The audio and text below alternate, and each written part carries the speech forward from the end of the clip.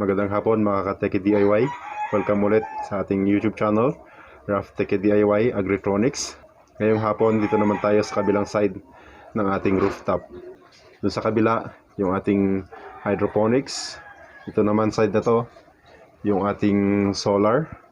So, ang pag-uusapan naman natin ngayong hapon ay patungkol sa solar. So, dito sa ating channel, one-stop shop. Pwedeng solar, merong hydroponics, merong aquaponics. So marami tayong pag-uusapan dito sa ating channel. So dito naman tayo ngayon sa patungkol sa solar. Basically, marami na tayong nagawang mga videos patungkol sa hydroponics. So sa mga ka-Teki DIY natin dyan na gusto mag-aral patungkol sa hydroponics, andito sa ating channel, meron tayo dito, kumpleto.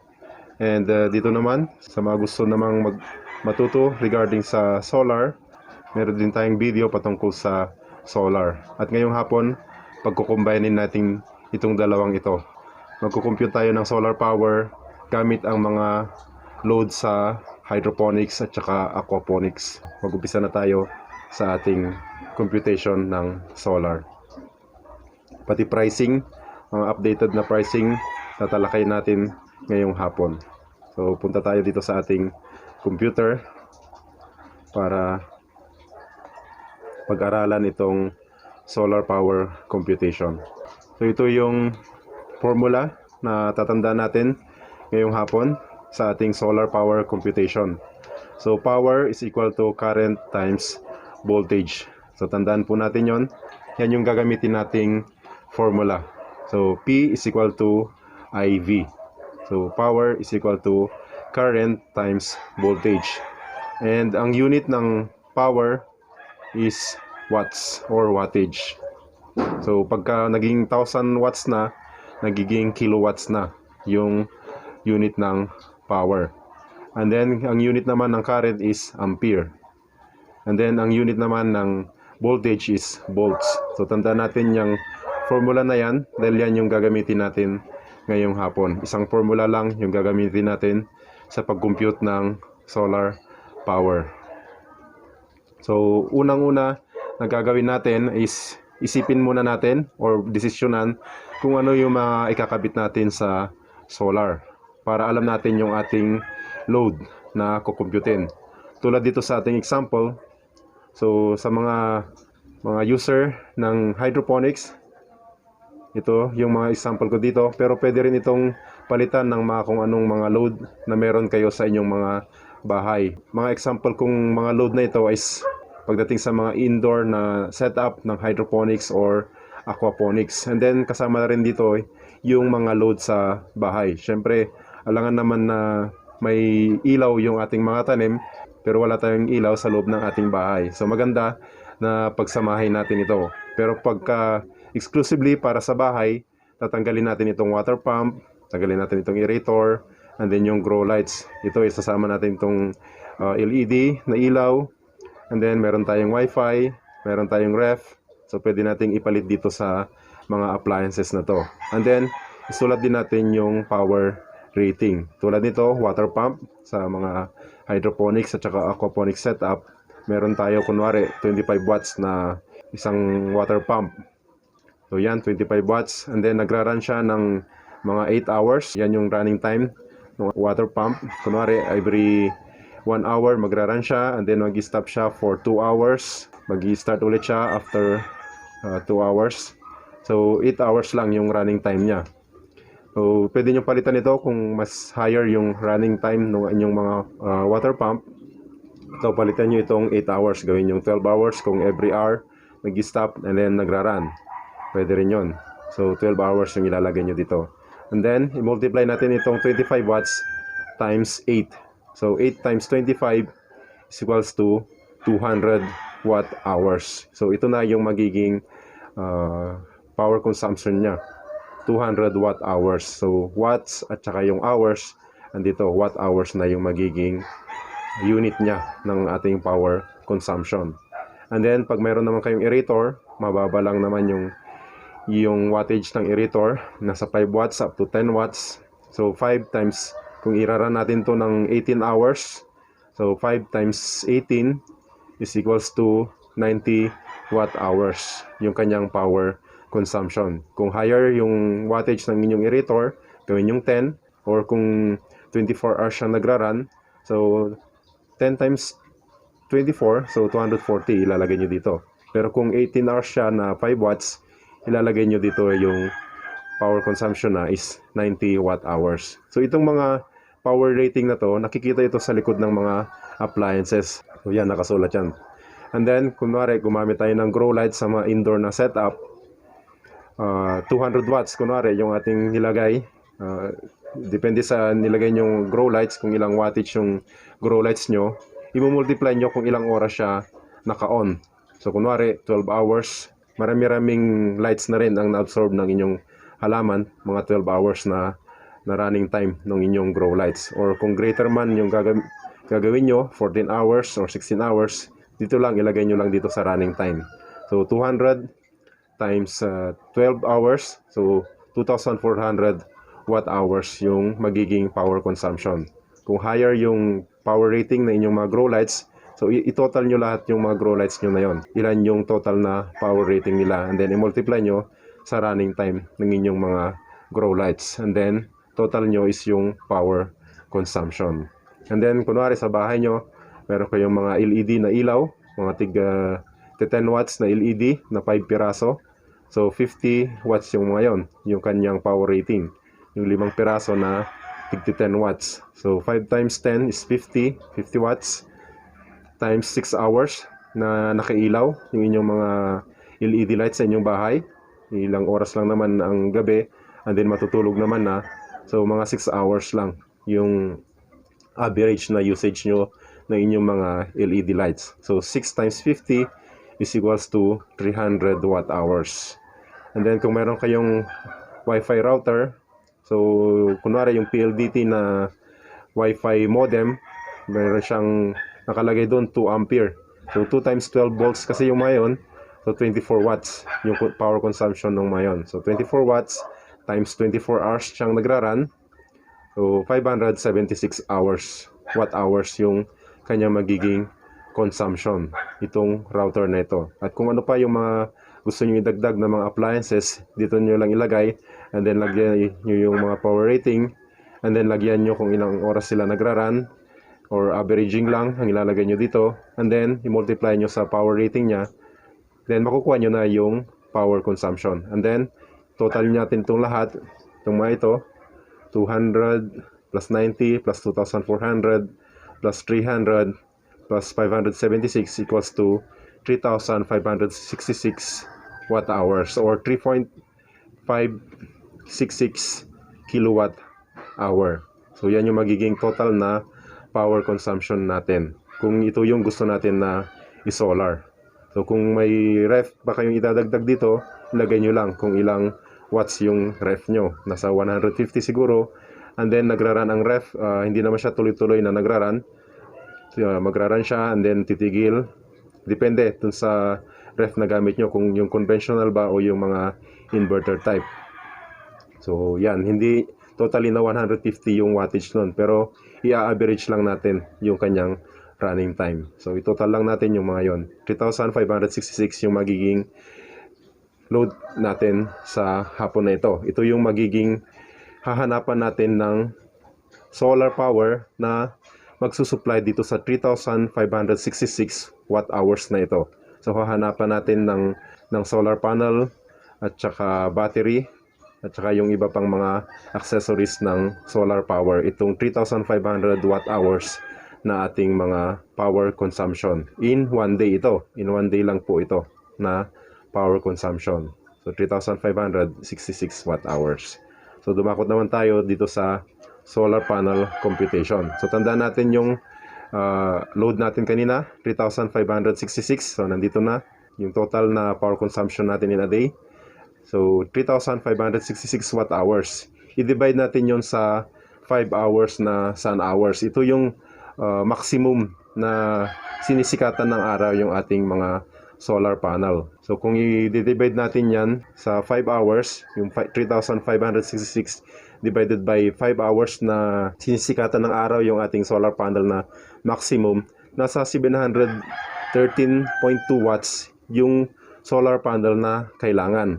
Kaso nga lang, itong 713 watts na ito na solar panel, hindi siya 100% na magagamit natin. Kasi may mga factor na nakaka-affect sa production or sa efficiency ng ating mga solar panels.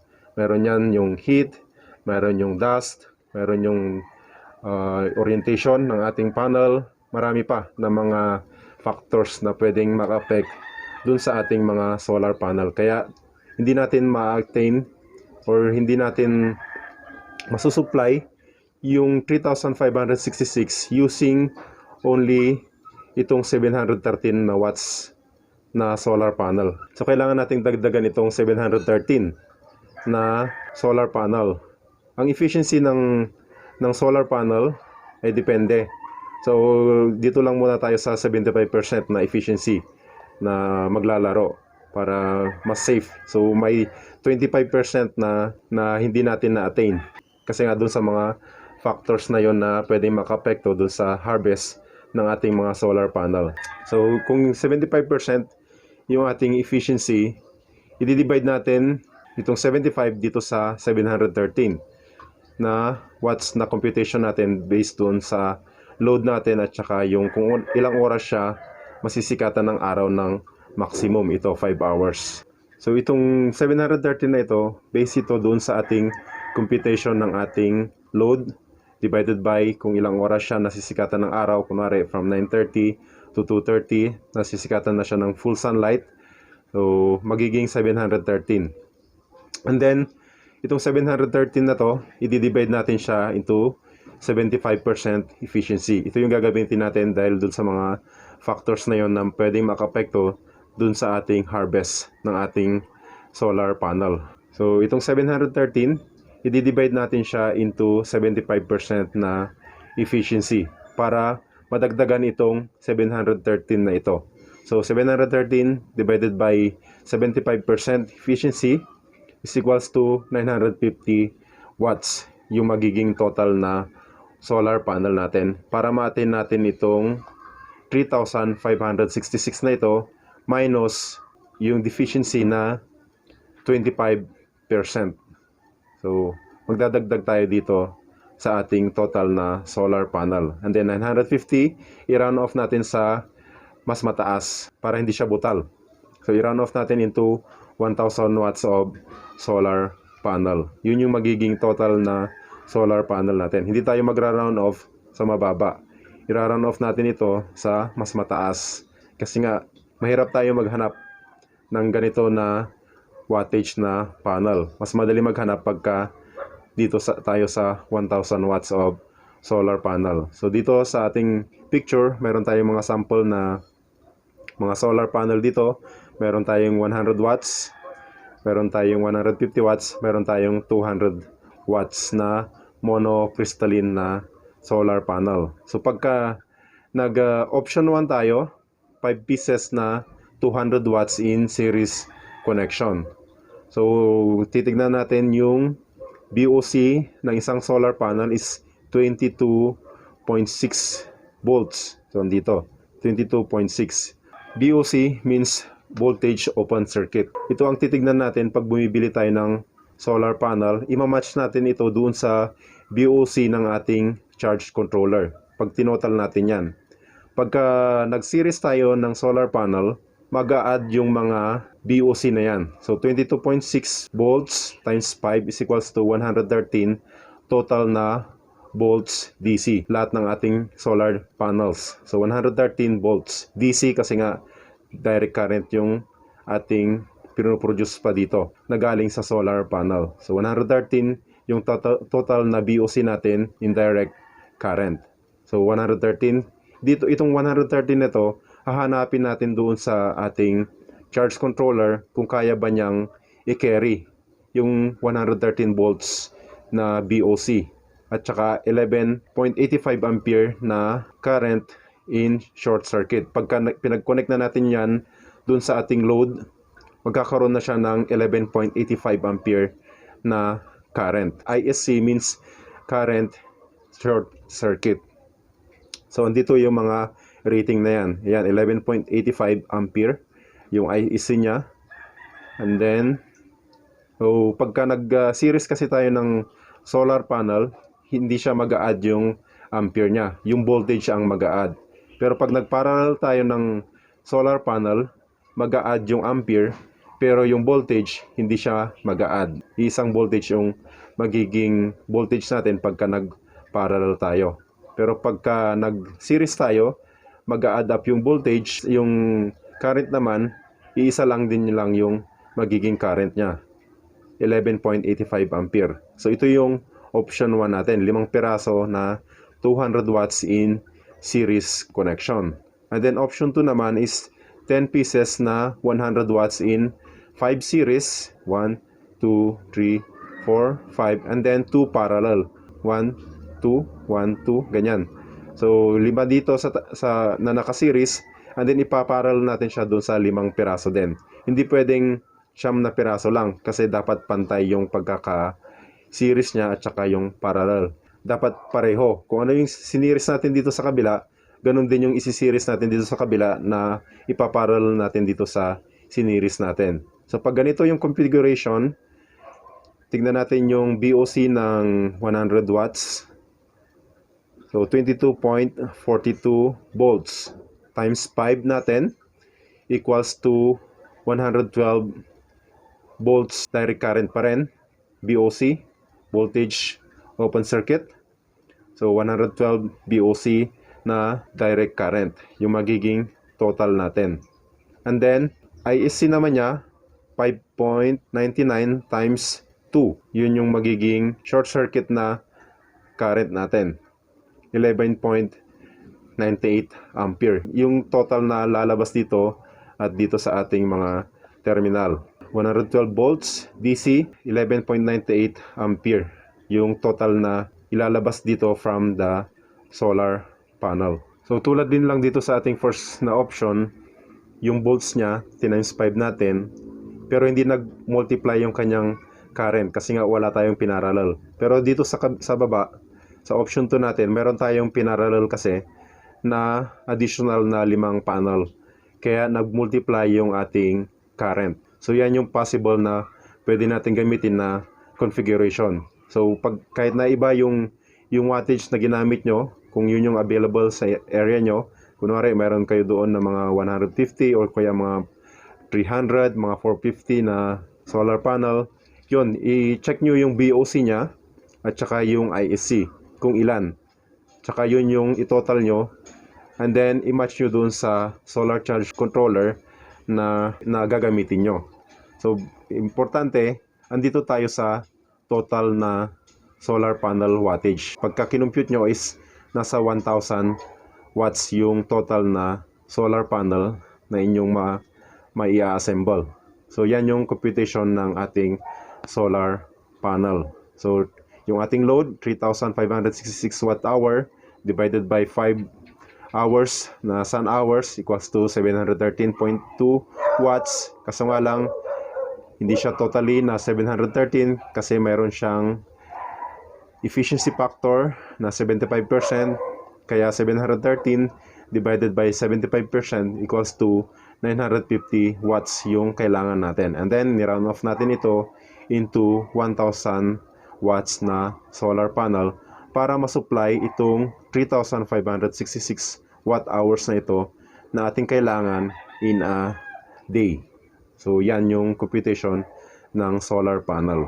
And then dito naman tayo sa computation ng battery. So kanina yung ating load in a day, so 3,566 watt hours.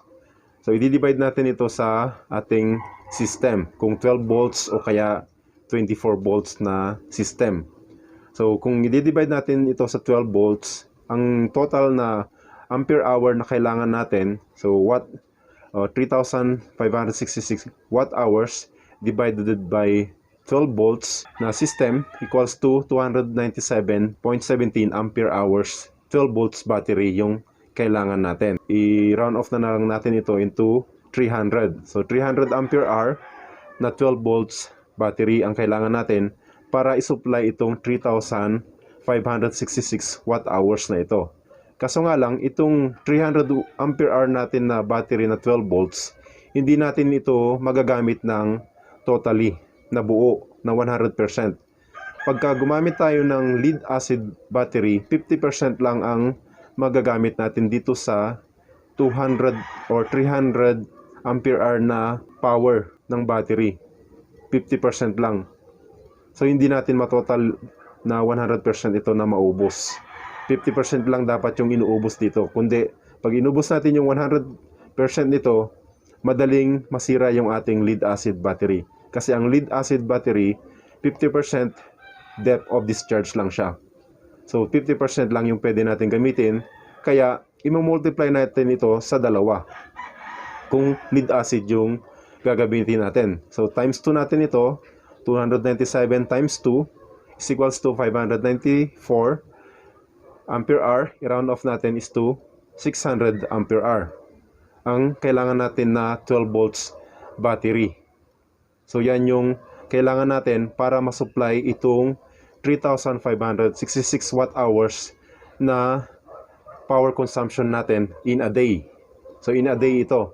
Pero kung gusto nyo na mayroon kayong kuryente kahit na maulap maghapon or umuulan maghapon, i-multiply nyo ito in how many days, kung ilang araw na walang harvest yung inyong solar panel. So ganun yung gagawin nyo kung gusto nyo may kuryente kayo sa solar kahit na maulap o kaya umuulan.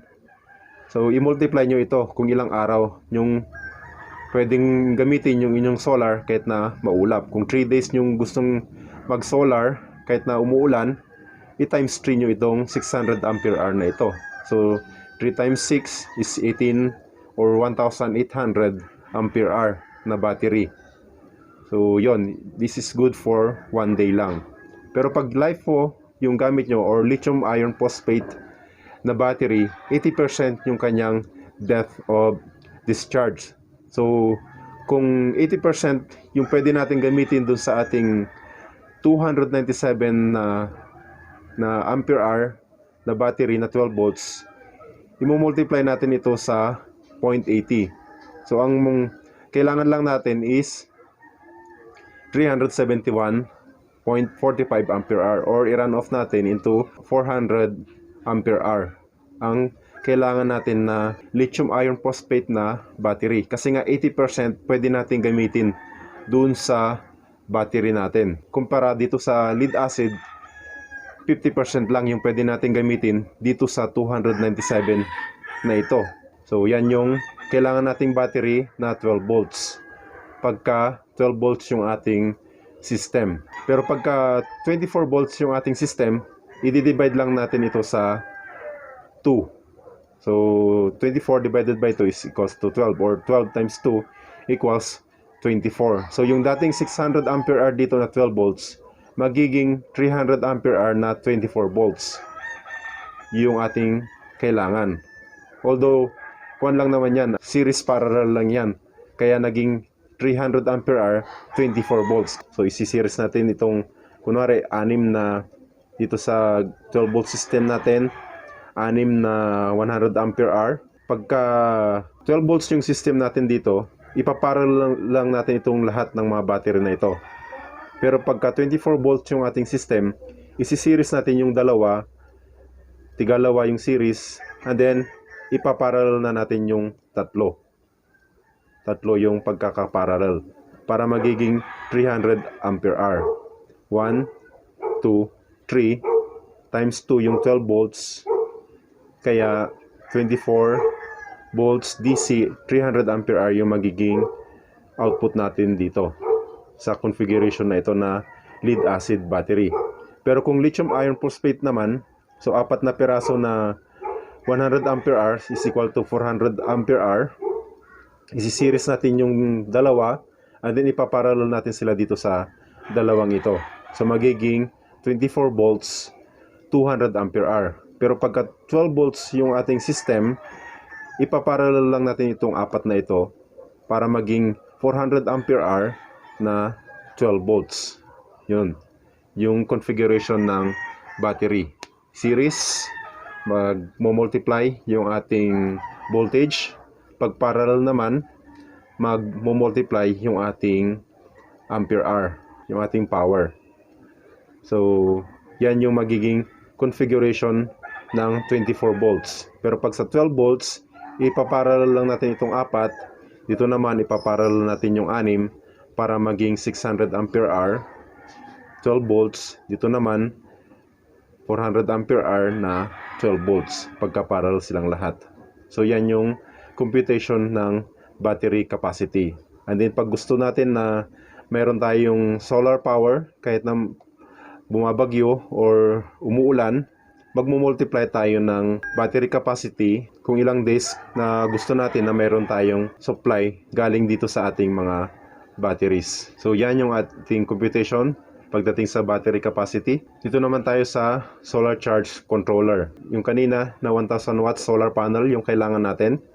Pagka 12 volts yung system natin, i-divide lang natin into 12 volts system is equals to 83 ampere na solar charge controller ang kailangan natin. Pero pagka 24 volts yung gagamitin nating system, 1000 watts divided by 24 equals to 41 ampere na solar charge controller ang kailangan natin na PWM. Kasi nga pag PWM yung ginamit natin na solar charge controller, ito yung i-divide natin, 12 volts na eksakto talaga. And then 83 talaga yung hanapin natin na PWM. Kaso nga lang masyadong mataas ito.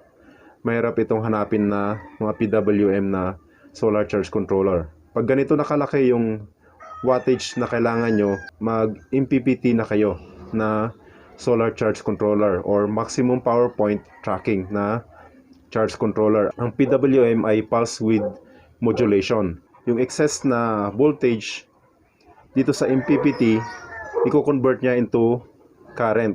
At yun yung i-charge niya sa inyong mga battery. Hindi tulad ng PWM na kung ano yung voltage na meron siya, yun na yung magiging i-charge niya doon sa inyong batteries. And then, kung PWM yung gagamitin yung charge controller, hahanapin nyo yung higher dito sa ampere na ito. So, kunwari itong 41, hahanapin nyo yung nasa 45 to 50. Itong 83, 90. Mga ganon yung kailangan yung hanapin. Hindi tulad sa MPPT na pwede kayong maglalaro dun sa system na gusto nyong gamitin. Kunwari itong 24 volts, nasa 1600 watts yung maximum na panel ang kaya niyang i-carry. And pag sa 12 volts naman na system, nasa 800 watts yung kaya niyang i-carry na solar panel. And then pwede kang magkabit from 17 volts into 120 volts na configuration. So kanina yung BOC natin kanina is nasa 112 yung configuration natin. So 113 yung ating BOC pagka siniris natin. Dito naman 112. So itong MPPT hindi siya naka-stick sa 12 volts. Kundi dito siya maglalaro sa 17 to 120, i-convert niya into current para ma-charge doon sa inyong mga batteries. Hanggang sa ma-attain niya itong 60 ampere na ito na charging current niya. Yun yung kagandahan ng MPPT. Pwede siya mag-adjust ng kanyang voltage and then i-convert niya yun into charging current. So yan. Ito yung kailangan natin na solar charge controller. Nasa 1000 watts na yung solar panel natin na kailangan. And then, dito na tayo sa 24 volts na system. Kasi nga, hindi na kaya ng 12 volts na system yung 1000 watts. Nasa 800 watts lang yung maximum na wattage nito. So, kaya kung maghahanap kayo ng solar charge controller, alamin nyo muna yung wattage nung inyong solar panel tsaka yung kanyang BOC. So dito ang BOC nito 150 volts yung kanyang maximum. So pwede pasok pa yung 113 volts natin at tsaka yung 112 volts natin mula doon sa ating solar panel. Yan 113 at tsaka 112. So dyan pasok dito sa solar panel na ito, ay solar charge controller na ito. Pero dapat 24 volts na system na siya. Kung 800 watts lang sana, pasok siya dito sa 12 volts. Pero since 1000 watts na, dito na tayo sa 24 volts na system. So ang magiging configuration natin sa batteries natin is ganito. Isi-series natin yung dalawa, and then ipaparal natin siya dun sa dalawa. Dito rin kung lead acid yung pipiliin yung battery, isi-series natin yung dalawa, and then ipaparal natin yung tatlong pares. So yan, 24 volts na system. And then dito naman tayo sa inverter. So total load natin at the same time, so is equal to 304. Balikan natin dun sa ating computation ng ating total natin ito. Ito yung magkakasabay-sabay na load. Ito yung minsanan. So yun yung kukompute natin para sa sizing ng ating inverter. Pagka meron tayong pump, times 3 dapat ito. 25 times 3 is 75. So 75 plus 5 is 80, plus 200, 280, plus 50, 330, plus 24, 354. So 354 yung total na power rating natin na sabay-sabay na magra-run. Kasi times 3 natin itong water pump. Ganun din sa ref o kaya mga load na merong motor, yung mga electric fan, mga ganun. I-times 3 natin yung mga yon, yung mga inductive load na tinatawag nila. Yun yung magiging size ng ating inverter. So ang total is 304 plus 50, 354 kasi nga meron tayong pump. So 354, ano na lang tayo, 1000 watts na 24 volts. Kasi nga wala namang 500 watts na 24 volts. Nasa 12 volts lang yung mga nasa 500 watts. Usually, ang mayroong 24 volts is nasa 1000 watts. Para may allowance pa kayo kung gusto nyo pang magdagdag ng appliances. 1000 watts, 24 volts inverter.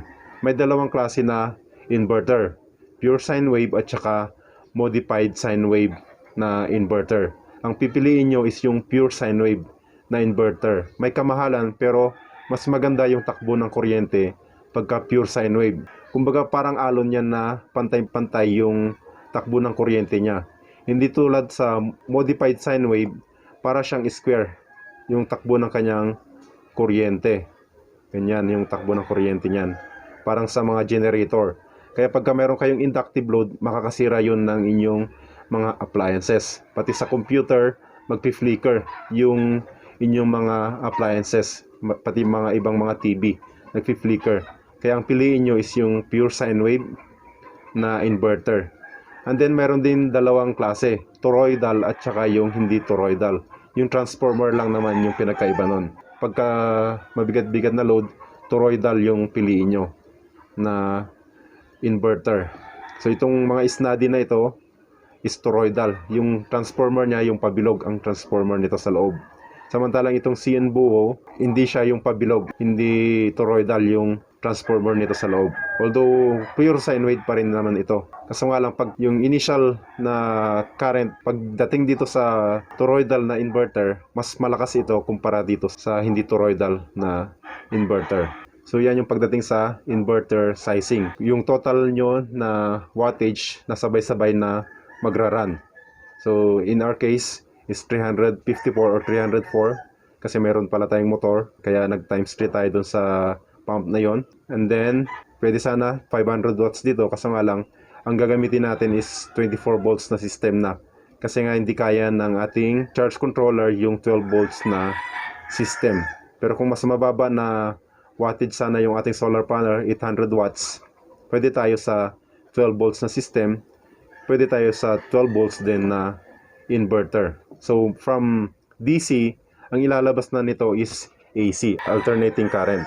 So from direct current, magiging alternating current na yung ilalabas nitong ating inverter. So ito na yung ating off-grid solar power na diagram.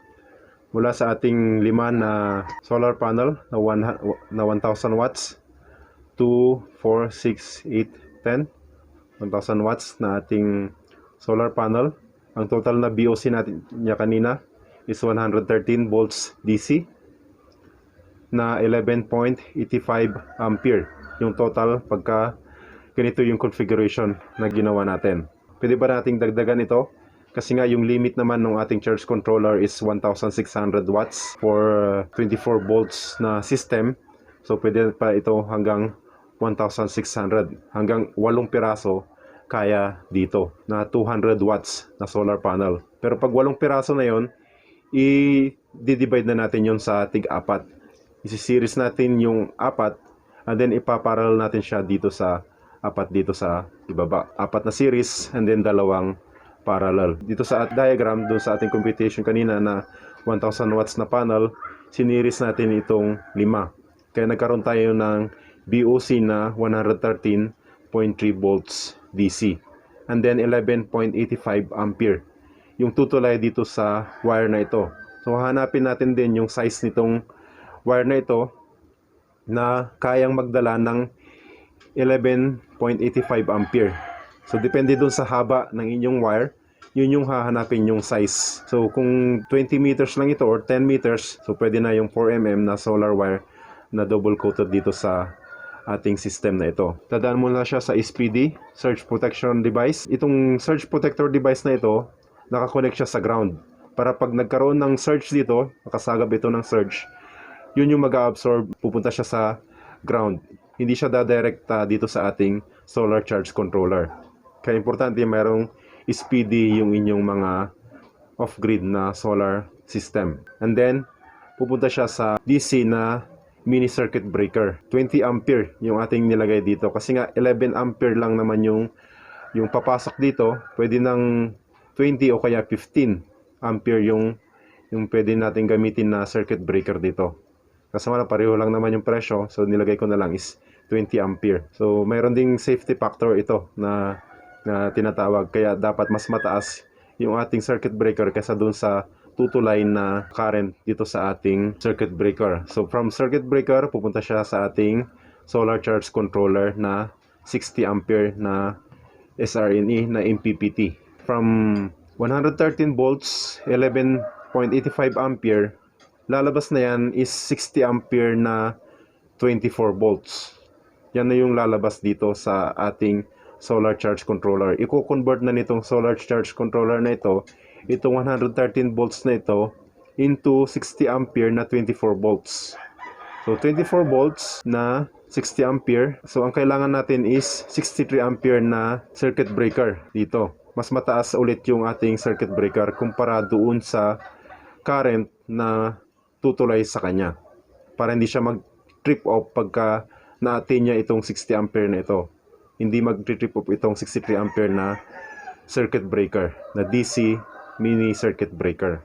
So from 60 ampere, 24 volts, tutulay dyan. And then pupunta na sa ating lithium iron phosphate na battery na 200 ampere hour na 24 volts. Lithium iron phosphate ang mas pinili ko na ilagay. Titignan natin mamaya yung presyohan nitong mga to. Mula dito sa ating battery, dadaan ulit siya sa circuit breaker. 50 ampere na lang yung nilagay natin dito na circuit breaker. Kasi nga, ang maximum na i-draw nitong 1000 watts, 24 volts na inverter na ito is 42 ampere, 24 volts. Yung maximum. 1000 watts divided by 24 is equals to 42 ampere. Kaya, nilagay ko lang dito is 50 ampere. Lower kaysa dun sa charge ng ating solar charge controller. Yung ating circuit breaker dito sa part na to. And then yung wire naman na gagamitin natin dito, so pareho lang yung wire na gagamitin natin dito. Kasi nga nasa 60 ampere ito, nasa 50 ampere. Mas maliit itong dito kasi nga lang minsanan na lang yung pagbili natin ng wire. Kasi nga maiksi rin lang naman ito. Nasa 1 meter siguro ito, and then 1 meter din dito na battery cord. Yung kailangan natin dito, makapal-kapal. Kasi nga mataas-taas yung amperahe na gagamitin natin. 25mm, pwede na yun na wire. Makapal-kapal na rin yun para dito sa ating 60 ampere na tutulay dito sa part na ito. So, mula dito sa ating inverter, magiging 220 volts na siya. Lower ampere na yon kasi mas mataas yung voltage. Dadaan ulit siya sa ating AC na circuit breaker. Ito dapat mas maliit na ito. Yan, 20 ampere lang dapat. Kasi nga mababa na yung ampere na dadaan dito. 220 volts na yung lalabas. And then dadaan ulit siya sa ating circuit breaker. Para safe yung ating inverter karon man ng short circuit dito sa ating load na mga ito. Mga grow lights, yung router, yung pump, yung aerator. So AC circuit breaker na yung gagamitin natin dito na 20 ampere. Yan yung ating off-grid na solar power with 1000 watts na solar panel, 60 ampere na solar charge controller na MPPT with lithium iron phosphate batteries na 4 na pirasong 12 volts 100 ampere. I-configure natin into 24 volts kaya 2S 2P siya, 2 series, 2 parallel. And then yung ating gagamitin na inverter is 24 volts na 1000 watts. And then ito yung computation ng mga price nito. So medyo nakakalula yung presyo ngayon ng ating mga solar power. So updated itong presyohan nito as of November 6, 2021. Chinek ko ito sa Shopee, sa mga stores na meron tayo dito sa malapit sa Dagupan at saka sa Quezon City. Chinik ko itong mga to. Itong solar panel na ito, yung solar home na yon na nakita natin kanina, nasa 4,000 isang piraso. Chinik ko ito kay Solar Power Dagupan. 4,000 yung presyo ng 200 watts na solar home na solar panel. And then yung solar charge controller naman na 60 ampere na SRNE. Chinik ko ito kay 1 Point sa Quezon City at saka sa Shopee na rin. Chinik ko nasa 9,500 yung presyo. So kailangan ng isang piraso dito. And then yung lithium iron phosphate naman na 12 volts na 100 ampere hour. Kailangan natin na 4 na piraso. So nasa 10.5 yung isa na 100 ampere hour na blue carbon. Yung nakita ko kay 1 Point. And then pwede ka ring mag-assemble ng prismatic na lithium iron phosphate. Nasa 2,000 din yung presyo ng isang piraso na 3.2 volts. So times 4 mo yon, 8,000 din yung presyo niya. Mag-assemble ka plus dagdag ka ng battery management system at saka active balancer. So dito ka na lang sa 10.5 na pwede nang pag-seriesin at saka i-parallel. So 42,000 yung magiging total nitong 4 na piraso na 12 volts 100 ampere hour na lithium iron phosphate na 10.5 isang piraso. So inverter naman, yung snuddy, yung nakita ko sa online, nasa 6,000 yung presyo. So isang piraso ang kailangan natin, 24 volts 1,000 watts. And then yung ating mga circuit breaker, isang 20 ampere, isang piraso 250. And then yung 63 ampere, isang piraso 250 pesos din. Yung 50 ampere na circuit breaker nasa 250 din. And then hindi ko na isama yung AC na circuit breaker pala. So idagdagin nyo na rin lang, mga 250 rin lang yun or lower. Mas mura kasi yung AC na circuit breaker kumpara sa mga DC. And then DC na surge protector device, isang piraso nasa 750. Presyo nito is galing kay Solar Power Dagupan. Yun yung pinagbibilihan ko kasi nga siya yung malapit dito sa Baguio, tsaka mga affordable din yung presyo nila. Wala po silang binayad sa atin para dito. Sila lang yung talagang pinagbibilihan natin na pinagbabasehan natin ng presyo. And then yung battery wires naman, dito muna tayo sa solar wires na 4.0 mm. Galing din ito kay Solar Power Dagupan. Nasa 20 meters, kunwari yung kailangan natin, nasa 55 pesos per meter. Kasi nga doble yung kailangan natin. Kung 10 meters yung kalayo ng solar panel natin mula sa bubong papasok sa ating bahay, so 10 meters times 2, 20 meters kasi nga positive at saka negative yung kailangan natin. So nasa 1,100 din yung total. And then battery wires naman, ito yung meron sa kanila din, 25 mm. So kailangan natin is 4 meters din kasi tig to 2 meters yung nilagay ko. So tig isang metro yung positive at saka negative. So 295 pesos per meter yung kanilang presyo. And then 1,180 yung magiging total. So pag itinotal natin itong lahat ng ito, nasa 81,180 pesos din. Or more or less, mag-budget tayo is 100,000. Kasi nga meron pa tayong mga miscellaneous expenses. Yung aluminum rail natin, yung clamp, yung grounding cable, yung mga bracket, yung mga binding post, yung ring connector na kailangan, at saka syempre yung labor nyo na rin na magkakabit. So sabihin na lang natin na greater talaga sa 100,000 pag ganito. 1,000 watts na solar panel, 3.2 na power consumption natin. So malaki-laking power consumption din yon kung tutuusin. Yung 3.2 na consumption na yon, nasa 100,000 din yung presyo ng ganung setup. So yan yung computation ng ating power consumption ng ating solar panel, yung battery, yung solar charge controller, tsaka yung ating inverter. And then nandito na rin yung updated price as of November 6, 2021 sa mga nakita natin na mga stores. Hindi pa dito kasama yung shipping fee. So may mga shipping fee pa yan na kailangan. And then hindi natin sinama yung presyo ng aluminum rail kasi nga depende doon sa bubong nyo na paglalagyan kung gaano ka luwang, kung paano yung ayos ng inyong mga bubong. So depende na lang. So yan yung ating price computation.